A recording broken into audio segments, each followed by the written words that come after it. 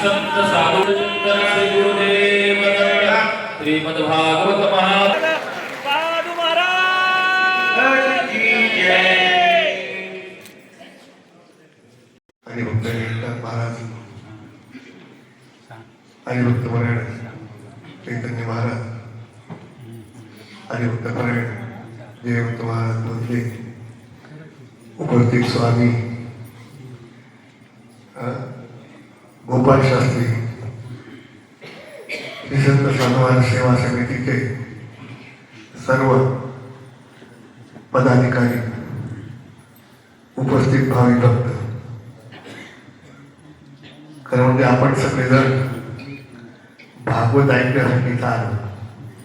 सगळ्यांचे काम ताण भागवत ऐकण्यासाठी अशा प्रकारचे आतुर झालेले आहेत.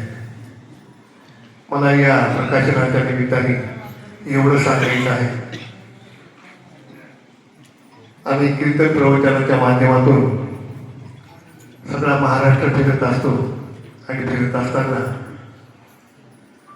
एक वेगळाच अनुभव जो आहे तो अनुभव अशा प्रकारचा आम्हाला आलेला असतो. त्या घरी आम्हाला थांबण्याचं ठिकाण असतं. त्या ठिकाणी तो घर मालक येतो आणि म्हणतो, महाराज हे आमचं देवघर वर का. ते प्रत्येक ठिकाणी आम्हाला देऊन दाखवत असतो. काही काही अनुभव जो आहे तो अनुभव अशा प्रकारचे आलेले असे की त्या देवघरामध्ये ज्ञानेश्वरी सारखा ग्रंथ ठेवलेला असतो. तुकाराम महाराजांच्या गाथेसारखा ग्रंथ अशा प्रकार आणि त्यांची पूजा जी आहे ती पूजा अशा प्रकारची रोज चालू असते. आणि पूजा चालूच असताना तुम्हाला सगळ्यांनाच माहिती आहे, पहिल्यांदा पाणी टाकायचं, मग त्याला हळद कुंकाचे बोट लावायचे. हे आपला विधी जो आहे तो विधी अशा प्रकारचा असतो. त्या ग्रंथाला पाणी टाकत नाही, पण पाण्याचं बोट लावतात,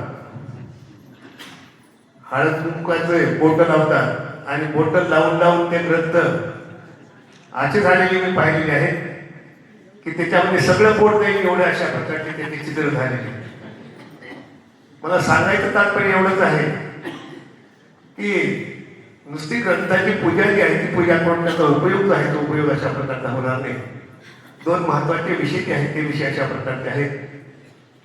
संतांचे चरित्र जे आहे ते चरित्र अशा प्रकारचं पाहत असताना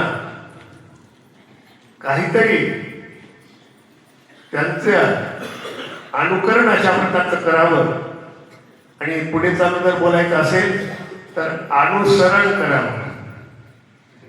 या दोन्ही गोष्टी ज्या आहेत त्या दोन्ही गोष्टी अशा प्रकारच्या जर झाल्या तर खरंच संतांचं चरित्र जे आहे ते चरित्र अशा प्रकारचं आपण त्याचं पारायण केल्याचं खरं फळ जे आहे ते फळ अशा प्रकारचं प्राप्त होईल.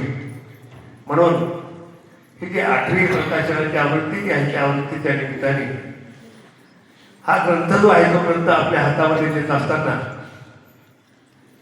सेवा समितीचे सगळे पदाधिकारी, उपस्थित सगळे भाविक भक्त यांना माझी हात जोडून पाया पडून विनंती आहे की फक्त ग्रंथ जो आहे तो ग्रंथ विकत घेऊ नका. पैशाला जर सांगायचं म्हणजे आता काही किंमतच राहिली नाही हे तुम्हालाही माहिती आहे. म्हणून पैसा हा महत्वाचा विषय जो आहे तो विषय अशा प्रकारचा नाही, तर त्या ग्रंथाचं अवलोकन जे आहे ते अवलोकन करायचं. त्याच्यामध्ये आता आम्ही चालू केलेलं आहे आणि काही वेळेला बोलताना किंवा मला असा अनुभव जो आहे तो अनुभव अशा प्रकारचा आलेला आहे. मागे 2-4 वर्षापूर्वी साधू सुद्धा ग्रंथ लिहून 100 वर्ष पूर्ण झाले आणि त्या 100 वर्षाच्या कालावधीमध्ये एक मनामध्ये असा संकल्प होता, कमीत कमी 1 लाख लोकांनी त्या ग्रंथाचं पारायण करावं अशी इच्छा जी आहे ती इच्छा अशा प्रकारची होती. आणि विशेषतः सगळ्या भगवत भक्तांनी ती माझी इच्छा जी आहे ती इच्छा पूर्ण केली. ही सगळ्यात आनंद जो आहे तो आनंद अशा प्रकारचा आहे. आणि त्या निमित्ताने 100 वर्षाच्या निमित्ताने सगळीकडे साधू सदा ग्रंथाचे पारायण आहे ते पारायणाच्या प्रकारचे झाले. याचा अनुभव सगळ्यांनाच आहे. मला पुनश्च एकदा सांगायचं आहे, या सगळ्यांचा करत असताना सगळ्यांनी आता एक नवीन उपक्रम जो आहे तो उपक्रम अशा प्रकारचा आम्ही चालू केलेला आहे. दर एकादशीच्या दिवशी एक अध्याय जो आहे तो अध्याय अशा प्रकारचा वाचायचा, ज्या निमित्ताने एका वर्षामध्ये म्हणण्याच्या 16 अध्याय असल्यामुळं 16 एकादशीमध्ये सगळा तो ग्रंथ जे आहे त्या ग्रंथाचं पारायण जे आहे ते पारायणाच्या प्रकारचं पूर्ण होईल असा उपक्रम जो आहे तो उपक्रम अशा प्रकारचा चालू केलेला आहे. मी सगळ्यांना विनंती करतो की या उपक्रमामध्ये जास्तीत जास्त लोकांनी सहभाग घ्यावा अशी मी सगळ्यांना विनंती करतो. आणि हा ग्रंथ जो आहे हा ग्रंथ अशा प्रकारचा, विशेषतः या ग्रंथाचं वैशिष्ट्य जे आहे ते वैशिष्ट्य अशा प्रकारचं आहे की वारकरी संप्रदायामध्ये चमत्काराला फार महत्व जे आहे ते महत्व अशा प्रकारचं वारकरी संप्रदायाने दिलेलं नसल्यामुळं प्रकार जो आहे तो प्रकार असा आहे की साधू महाराजांच्या चरित्रामध्ये चमत्कार जो आहे तो चमत्काराला अशा प्रकारचे, पण आजकाल असं झालेलं आहे की चमत्काराशिवाय नमस्कारही नाही अशी परिस्थिती जी आहे ती परिस्थिती अशा प्रकारची झालेली असल्यामुळं, पण साधू महाराजांच्या चरित्रामध्ये चमत्काराला कुठे स्थान जे आहे ते स्थान अशा प्रकारचं दिलेलं नाही. म्हणून साधू महाराजांचं खरं चरित्र जे आहे ते किंवा ज्या पद्धतीने ते राहिलेले आहे ते चरित्र जे आहे ते चरित्र वैकुंठवासी ब्रह्मचारी महाराजांनी संपादित केलं आणि तुमच्या आमच्या हातामध्ये ते सगळं चरित्र जे आहे ते चरित्र अशा प्रकारचं दिलेलं आहे. म्हणून मी पुनश्च एकदा सगळ्यांना विनंती करतो की सगळ्यांनी या चरित्राचं पारायण जे आहे ते पारायण अशा प्रकारचं करावं. देवघरामध्ये येऊन त्यांची पूजा जी आहे ती पूजा करू नये एवढीच माझी सगळ्यांना कळकळीची विनंती आहे.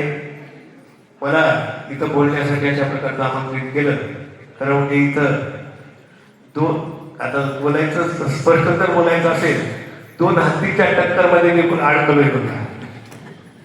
तिकडे चैतन्य महाराज तिकडे बोलते महाराज, अशा परिस्थितीमध्ये मला इथं दोघांमध्ये अडकून ठेवलेलं आहे. तरी पण जे काय असेल ते असेल. आता तिच्यामधून सुटका कशी करायची म्हणून मी माझी सुटका करून घेतो. धन्यवाद.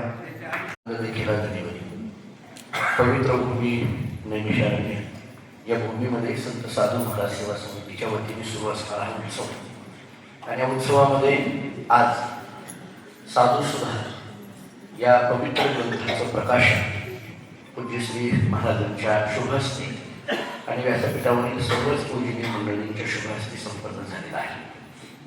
खरं तर आपल्या संप्रदायामध्ये आणि एकंदरीतच भारतीय संस्कृतीमध्ये अध्यात्म हा या संस्कृतीचा अविभाज्य घटक आहे. अध्यात्माच्या पायावर उभी असलेली एकमेव संस्कृती म्हणजे भारतीय संस्कृती असं या संस्कृतीचं वर्णन केलं जातं. आणि या अध्यात्म परंपरांमध्ये ज्या काही खूप मोठ्या शेकडो वर्षाची परंपरा चालत आलेल्या अनेक परंपरा आपल्या महाराष्ट्रामध्ये काम करतात. त्याच्यामध्ये एक कंधारकर महाराजांची अत्यंत दिव्य आणि भव्य अशा पद्धतीची ही परंपरा आहे. संत साधू महाराजांपासून ते पूज्य गुरुवर्य एकनाथ महाराजांपर्यंत, ज्ञानेश्वर महाराजांपर्यंत ही अखंड चालत आलेली परंपरा आहे. या परंपरेने खूप काही महाराष्ट्राला दिलेला आहे.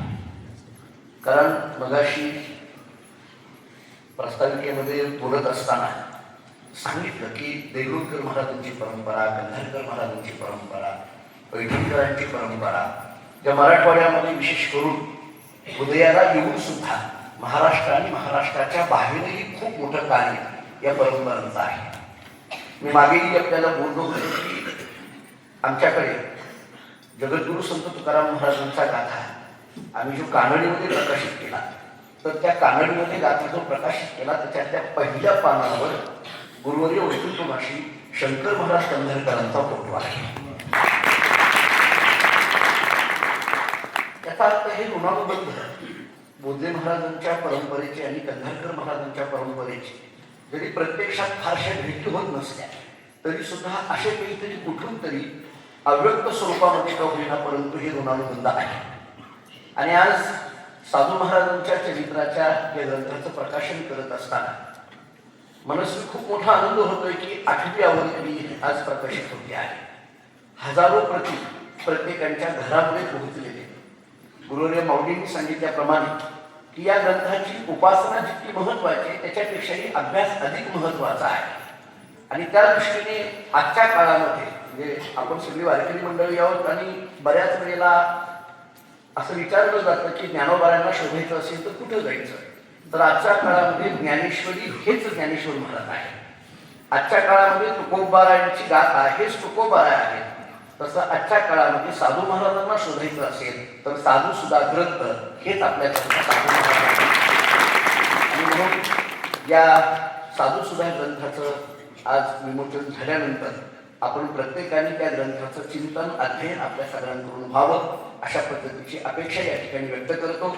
या अत्यंत प्रासादिक अशा कार्यक्रमाला उपस्थित राहता येत आहे आणि गुरुदेव महाराज आहेत इथं नैमिषारण्यामध्ये ज्यांची उपस्थिती आहे हे परमश्रद्धेय गोपाल शास्त्री महाराज इथं आहे.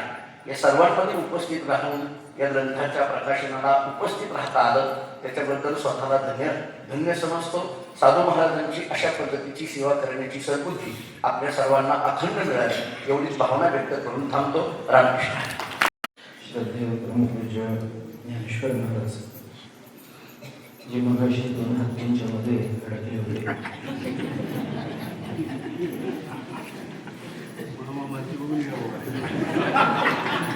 या कार्यक्रमाकरता उपस्थित असलेले कार्यपीठाधीश आदरणीय श्री गोपालजी शास्त्री,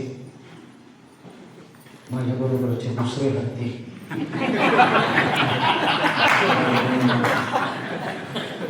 जयवंत महाराज आणि आपण सगळे श्रोते संत सज्जन माता भगिनी, सर्वप्रथम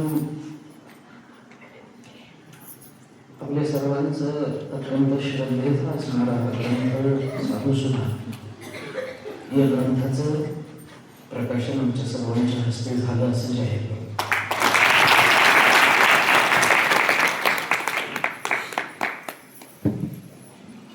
महाराजांनी हे सांगितलंय की साधू सुद्धा हा ग्रंथ नुसता देवघाट म्हणून पूजायचा ग्रंथ नाही.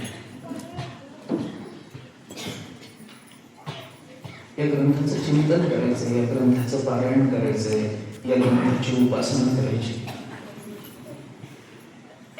आणि ग्रंथाची उपासना ही नेहमी ग्रंथाच्या संबंधानं पुन्हा पुन्हा तो ग्रंथ श्रद्धेनं वाचणं आणि तो समजून घेणं या रूपामध्ये होत असते.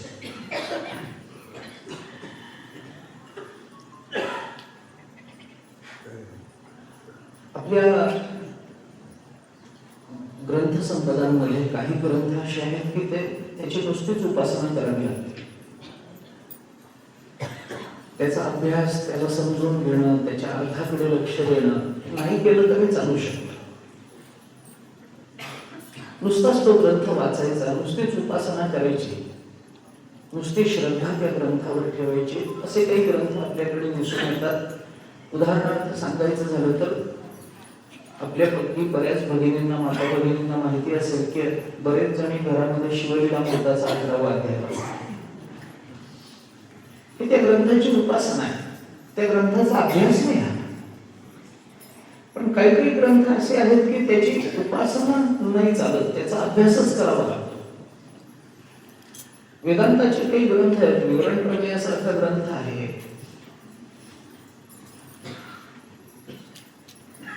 किंवा खंडन खंड खात्यासारखा ग्रंथ आहे, अद्वैत सिद्धीसारखा ग्रंथ आहे.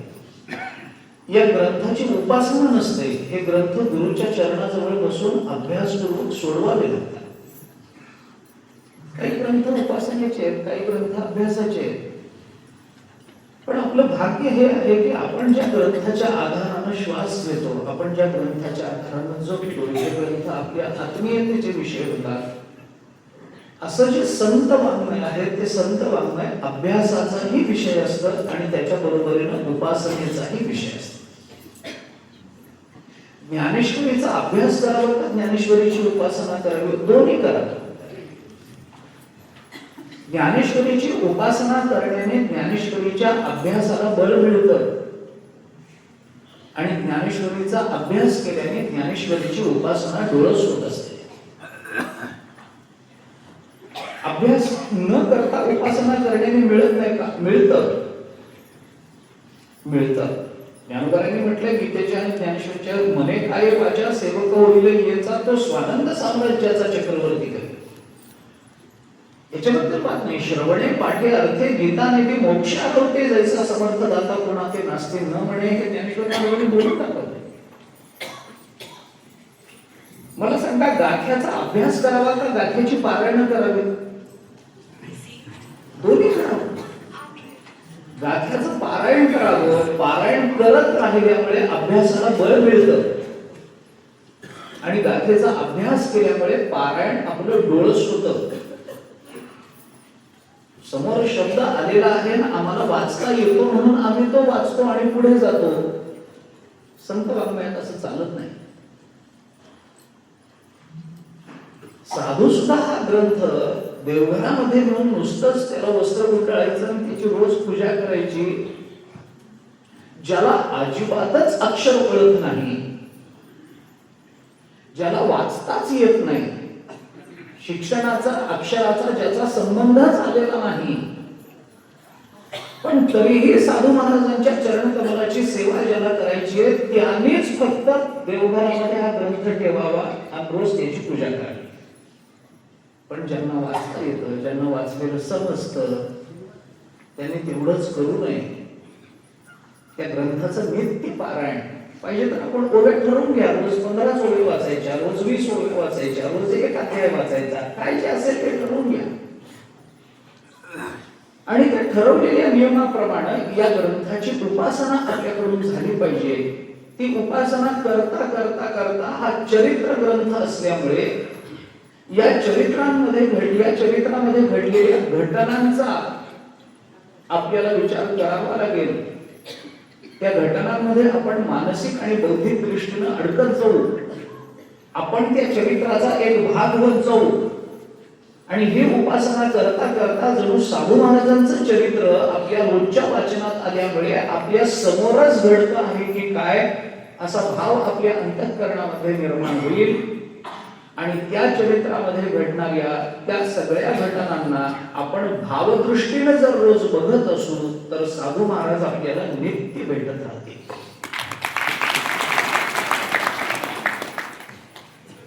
चरित्र ग्रंथ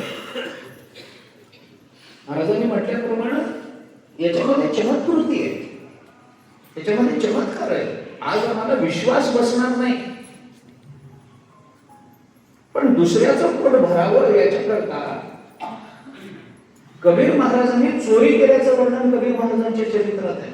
घरी आलेल्या साधूंना द्यायला काही नव्हतं म्हणून कबीर महाराज कमल महाराजांना घेऊन गेले आणि स्वतःचं दुकान फोडून त्यांनी धान्य आणलं. आम्ही हे चरित्र ऐकतो, पण घरी आलेल्या अतिथी करता, घरी आलेल्या पाहुण्यांकरता, साधू महात्म्यांकरता, अन्नदान करण्याकरता म्हणून आपली पत्नी गहाण ठेवणारं हे चरित्र काय भूमिकेवर जाऊन माणसं विचार करत असतील, काय भूमिकेवर जाऊन माणसं परोपकाराकरता अवताराला आलेली असतील हे महात्मे, याची फक्त आपण कल्पनाच करू शकतो. आपल्या जीवनामध्ये असं घडणार नाही. चमत्कार करण्याकरता साधू महाराज अवताराला आले नाही, भिंत चालवण्याकरता ज्ञानोबा अवताराला आले नाहीत, का रेड्याच्या मुखातून वेद बदलण्याकरता ज्ञानोबा यांचा अवतार नाही. आणि भिंत चालवली म्हणून ज्ञानोबा मोठे झाले नाही. ज्ञानोबांनी भिंत चालवली म्हणून ज्ञानोबा मोठे झाले नाही. लोकांना आश्चर्य, ज्ञानोबांनी भिंत चालवली, अरे ते ज्ञानोबा त्यांनी चल म्हणल्यावरती चालली नसती तर आश्चर्य वाटायला पाहिजे. भिंत भिंतीला चल म्हणल्यानंतर भिंत चालते. याच्यात तुम्हाला आम्हाला आश्चर्य वाटतं. आपण एखाद्या भिंतीवर बसून चल म्हटलं तर भिंत चालत नाही. चल म्हटलं तर बायको कीर्तनामध्ये येत नाही आपल्याकडे.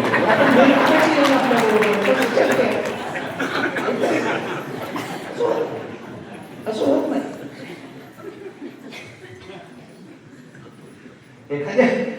भिंतीला चल म्हटलं तर भिंत म्हणतात भिंत काय आपल्या बरोबर चलत नाही, ते हाकलून देईल आपल्याला भिंत तिथे. पण ज्ञानोबा भिंतीवर बसले त्याचं कारण काय आहे? तुम्ही विचार करून बघा. ज्ञानेश्वर महाराजांनी भिंत चालवली याचं आश्चर्य आपल्याला आहे, पण त्याच भिंतीवर बसलेल्या निवृत्तीनाथ महाराजांना याचं आश्चर्य नाही वाटत. सोपान काका आश्चर्यचकित नाही झाले, मुक्ताबाई साहेब नाही आश्चर्यचकित झाले. त्यांना माहिती होतं उच्च नीच काही नेणे भगवंत. या अभंगामध्ये तुकोबांनी आपल्याला सांगितलं ज्ञानोबाची भिंत अंगे ओढी. परमात्मा ज्ञानेश्वर महाराजांची भिंत स्वतःच्या अंगाने ओढतो आणि तो परमात्मा आपल्याला दिसत नाही म्हणून भिंत चालल्याचं आश्चर्य वाटतं. भिंत ओढणारा परमात्मा निवृत्तीनाथ महाराजांना दिसला आणि त्यांना आश्चर्य वाटलं. चमत्कृती या फारशा महत्वाच्या नसतात. चमत्कृतीनं संत मोठे होत नाही. संतांची चमत्कृती ही लीला असते, सहज असतं ते. ज्ञानोबारायांनी भिंत चालवली म्हणून ज्ञानोबाराय मोठे झाले नाही, पण ज्ञानोबारायांनी 16व्या वर्षी तुम्हाला आम्हाला उद्धाराच्या मार्गाला लावण्याकरता जी ज्ञानेश्वरी आपल्या हातात दिली तो जगातला सगळ्यात मोठा चमत्कार. चमत्कृती ही चमत्कृती करता नसते. त्या चमत्कृतीच्या मागे हेतू अनेक असतात. साधू महाराजांना एखादी चमत्कृती घडवण्यामध्ये काही लोकांनी वळेपणाने आपल्याला संत मानावं या उद्देशाने त्यांनी चमत्कृती नाही घडवली. त्या चमत्कृतीच्या मागे काही विचार असतो, काही हेतू असतो आणि तो हेतू त्या विचारातून त्यांच्या चरित्रातून सिद्ध होत असतो. चरित्र शब्दामध्ये चर हा धातू आहे. आचरण करणे असा त्याचा अर्थ आहे आणि त्या दृष्टीने ते चरित्र हे महत्वाचं ठरत असतं. त्या उज्ज्वल नीलमणीमध्ये माणसाचं अंतःकरण कशावरून ओळखलं जाऊ शकतं या संबंधाकरता 6 विकल्प दिले. वचनेषुच बुद्धौच स्वभावेच चरित्रतः. उज्ज्वल नीलमणीने म्हटलंय आचार्येच व्यवहारेच ज्ञायते हृदय नृणाम. नृणाम हृदय ज्ञायते. माणसाचं हृदय याच्याने जाणलं जातं. कशाने जाणलं जातं? तो काय बोलतो याच्यावरून जाणलं जातं. ज्ञानोबारायांनी म्हटलंय झाड जाणीचे फुले मानस जाणीचे बोले. बोलण्यावरून माणूस ओळखला जाऊ शकतो. बोलणं काय? एखादा मनुष्य बोलताना जर ओवी वापरत असेल तर लक्षात येतं की बाबा हा ओवी वापरतोय म्हणजे भाविक माणूस आहे. पण ओवीच्या ऐवजी जर शिवी आली तर माणूस म्हणतो रागावलाय माणूस. मानस जाणीचे बोले आणि मानस जाणीचे बोले म्हणजे नुसता मानस नाही, दोन्ही पाठ माणूस जाणीचे बोले आणि मानस जाणीचे बोले असं दोन्ही करायचं. त्याचे अंतरंगही त्याच्याने कळतं. वचनेषुच बुद्धौच बुद्धीवरून माणसाचा परिचय होतो.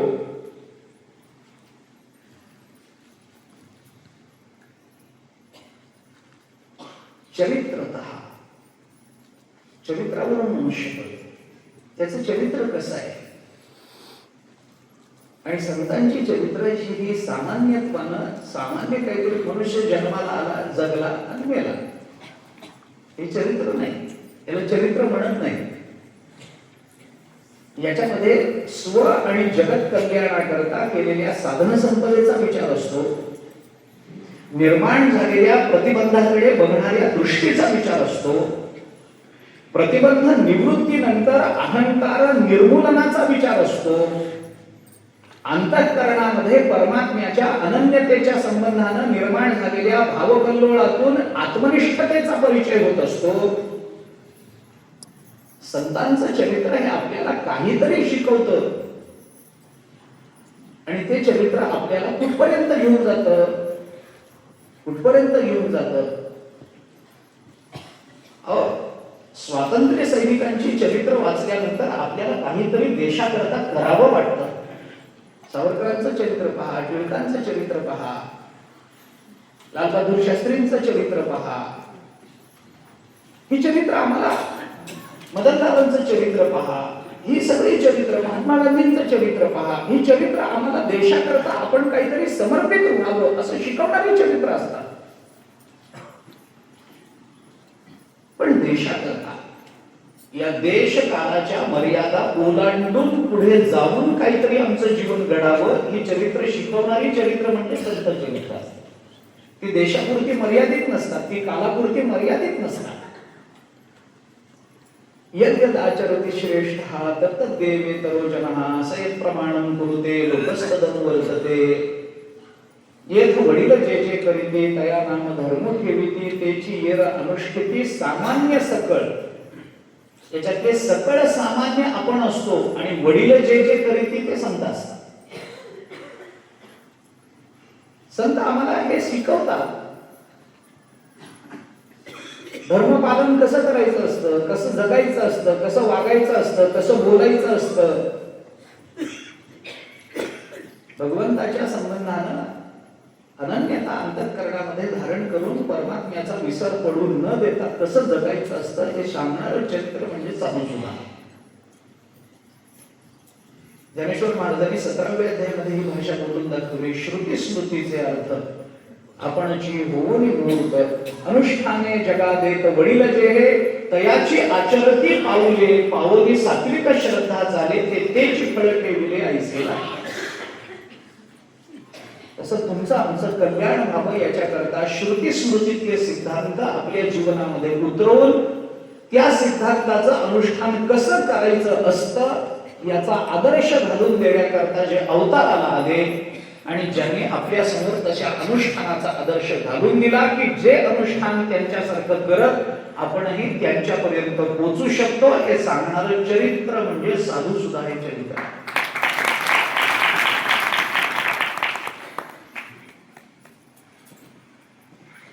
सुधा या शब्दाचा अर्थ आहे अमृत. सुधा या शब्दाचा अर्थ आहे अमृत. आणि तसं जर बघितलं तर ज्ञानोबायांचा अमृतानुभव हे तत्वज्ञान असेल तर तत्वज्ञान जगण्याची आचारसंहिता म्हणजे साधुसुधा आहे असं आपल्याला म्हणता येऊ शकतं. हे चरित्र आज 8वी आवृत्ती प्रकाशित झाली. मराठी पुस्तक विषय म्हणून गेला. मराठवाड्यामध्ये ज्या परंपरा उदयाला आल्या आणि ज्या परंपरांनी ज्ञानेश्वर महाराज तुकाराम महाराजांचं वाङ्मय जनमानसापर्यंत पोहोचवलं, सामान्यातल्या सामान्य माणसाला सुद्धा आत्मकल्याणाचा आत्मउद्धाराचा मार्ग प्रशस्त करून दिला, अशा ज्या परंपरा अबाधितपणानं कार्य करत राहिल्या आजपर्यंत त्या परंपरा कार्य करत आहेत. त्या परंपरांमध्ये मराठवाड्यातील अग्रगण्य परंपरा म्हणजे कंधारकर महाराजांची परंपरा आहे. अग्रगण्य परंपरा माझा नाही म्हटलं तरी 8 पिढीचा संबंध आहे. मी माझ्या मूळ पुरुषांपासून 7वा येतो, आपण 8वी येतो. त्यामुळे आपली परंपरा आमच्या परंपरेच्या थोडी आधी आहे. या क्रमानं जर विचार करायचा झाला साधू महाराजांपासून आपण 8वे येता महाराज, तुकाराम महाराजांपासून 7वा येतो. मला माहिती नाही पारायण कुठपर्यंत आलंय साधुसुधेचं, पण या साधुसुधेच्या पारायणामध्ये आपण बद्रीनाथलाही हे बोललो होतो.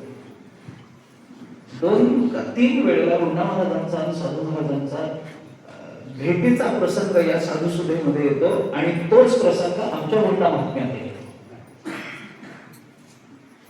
ओवीबद्ध वाङ्मय हे रसनिष्पत्तीचं कारण असतं.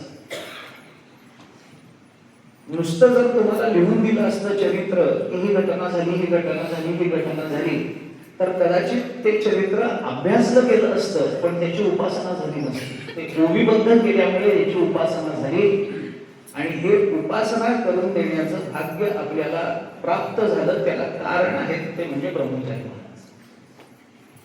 हे विशेषत्वानं प्रकाशात आलं ते गुंजराज महाराजांच्या काळामध्ये.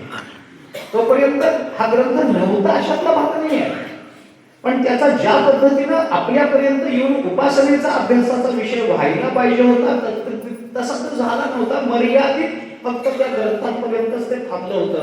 आज त्याची 8वी आवृत्ती प्रकाशित होते. 8वी. रावजी शास्त्री पांडे म्हणून होते, त्यांनी संस्कृत श्लोक बघा. रावजी शास्त्री पांडे संस्कृत आहे.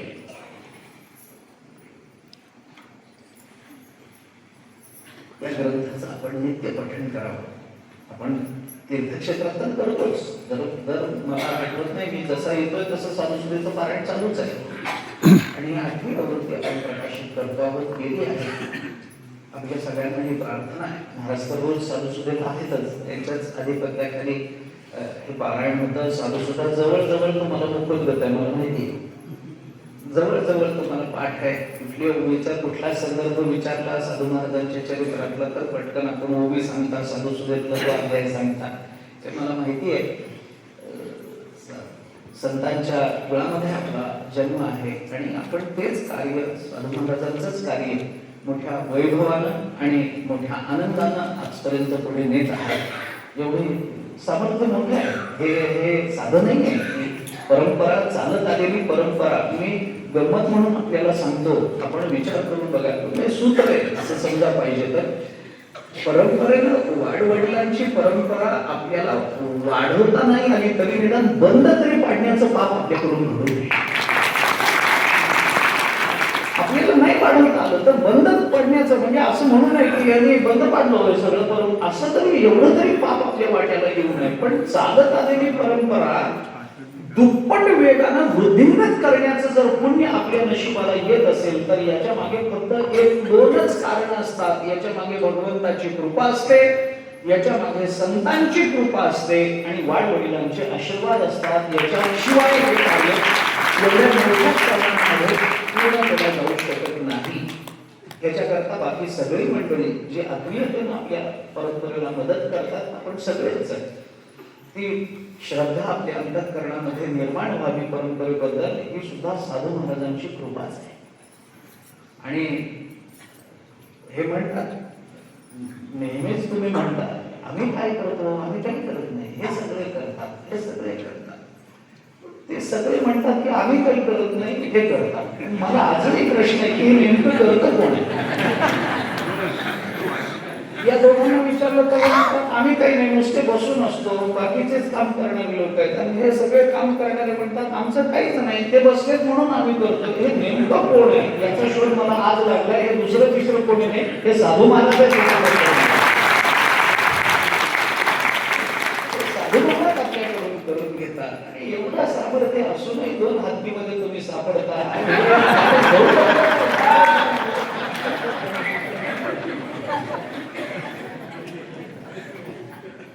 आता त्यांचं काय झालंय, समोर मी बसलो, बाजूला जयवंत महाराज बसले, त्यामुळे त्यांना समोर हलता येईना, बाजूलाही हलता येईना, त्यामुळे आम्हाला दोघांना हत्ती म्हणाले. काय झालं?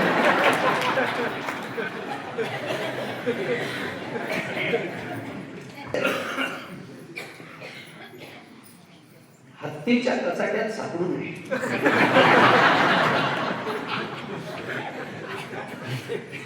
हत्तीमध्ये ताकद फार असते, पण गंमत अशी आहे की हत्तीच्या कचाट्यात जर सिंह सापडला तर दोन्ही हत्तीचं खरं नसतं.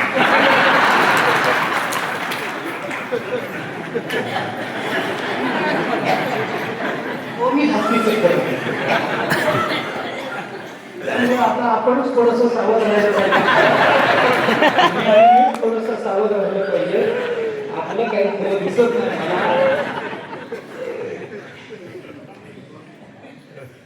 मला वाटलंच होतं तुम्ही काहीतरी बोलणार आहे. साधुसुधेचं प्रकाशन झालं. खरं म्हणजे आम्ही नेहमी सांगतो की ज्ञानेश्वरी गाथा, रुग्ण महात्म्यांचं, मांडोजी महाराजांचं चरित्र, साधुसुधा, ही जी चरित्र आहेत ना, यांचं प्रकाशन होत नसतं. यांचं प्रकाशन होत नाही. अरे जे स्वतः मुळातच दुसऱ्याला प्रकाशित करण्याकरता अवताराला आलं, त्याचं प्रकाशन करणार कोण? ज्ञानेश्वरीला प्रकाशित करणार कोण? ज्ञानेश्वरी स्वतः सूर्य आहे. सूर्याचं प्रकाशन करावं लागतं का? साधुसुधेचं प्रकाशन करावं लागतं का? जगाला प्रकाश देणारा हा ग्रंथ जगाला प्रकाशाच्या वाटेवरून नेणारा हा ग्रंथ, जगताला प्रकाश दाखवणारा ग्रंथ, जगताला प्रकाश रूप करणारा ग्रंथ, याचं प्रकाशन करणं कुणाला शक्य आहे? कुणाची तेवढी ताकद आहे की त्याचं प्रकाशन करावं? तर मी आपल्याला फक्त एवढंच सांगतो की आम्ही याचं प्रकाशन वगैरे केलेलं नाही. याच्यामध्ये गुंडाळलेला कागद तेवढा आम्ही बाजूला काढला, हे मुळातच स्वयंप्रकाशित ग्रंथ आहे. त्यामुळे आम्ही फक्त त्याच्यावरचं आवरण दूर केलेलं आहे. आम्ही याचं काही प्रकाशन केलेलं नाही. काय होतं, हे प्रकाशन झालंय. सूर्य आपल्या दाराशी येऊन उभा आहे, आम्ही दरवाजे उघडत नाही, हे आमचं कपाळ करंट आहे. आम्ही खिडकीच उघडत नाही, सूर्य येऊन उभा आहे बाहेर, आम्ही आमच्या खिडक्याच उघडत नाही. आज प्रकाश येईल कसा, ऊन पडेल कसं, हे आपल्या दारापर्यंत आलंय. आपण फक्त आपल्या अंतःकरणाचे दरवाजे उघडून याला आत घ्या, आपलं जीवन प्रकाशमान होऊन जाईल. याची शाश्वती मी आपल्याला देतो. याचा अनुभव घेतलेले अनेक लोक आहेत, आपणही तो अनुभव घ्यावा अशी प्रार्थना करतो. मला कल्पना आहे की भागवत करायचंय, हे जरी असलं, आपण भागवत ऐकायला आलोय, आपण हे सगळं बोलणं मलाही कळतं, पण तरी सुद्धा हे काम सुद्धा एका अर्थानं भागवत सांगण्याचंच काम आहे असं मला वाटतं. आणि म्हणून मी थोडं जास्त बोललो, पुढे मलाच बोलायचंय असावा. कारण आपल्या पोटी जर एखादा कुलदीपक आला आणि त्याच्या हाताला ग्रंथ लागला, तर तो मागच्या पुढच्या सगळ्या पिढ्यांचा उद्धार करून टाकतो.